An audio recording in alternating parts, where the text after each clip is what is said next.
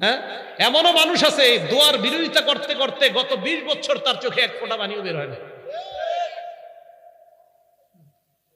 চোখের পানি যদি বের না হয় ভাই, আল্লাহর সাথে আপনার সম্পর্ক কিভাবে হবে? একটু মন দিয়ে শোনেন তো আমার কথাটা। একটা ঘরে বসে আছেন আপনি, ঘরে আপনার 4টা রুম, একটা রুমে আপনি বসলেন, ওই রুমে আপনার বিবি নাই, আপনার ছেলে মেয়ে কেউ নাই, সবাই বাহিরে আছে, অন্য রুমে আছে।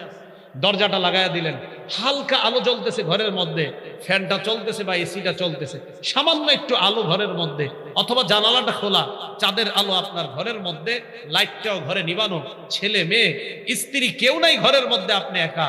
ওই মুহূর্তে আল্লাহকে বললেন, আল্লাহ আমি আর তুমি ছাড়া কেউ নাই।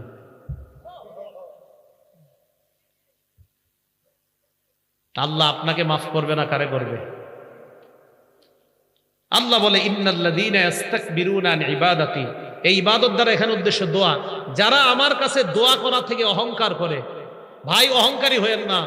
বলতেছে যারা আমার কাছে দোয়া করতে অহংকারী করে, যারা আমার কাছে দোয়া করার সময় অহংকারী, আর থুর আল্লাহর কাছে কি বলবো, আমার কাছে দোয়া করতে যারা অহংকার করে, সায়াদখুলুনা জাহান্নামা দাখিরিন, এরা লাঞ্ছিত হয়ে সব জাহান্নামে প্রবেশ করবে।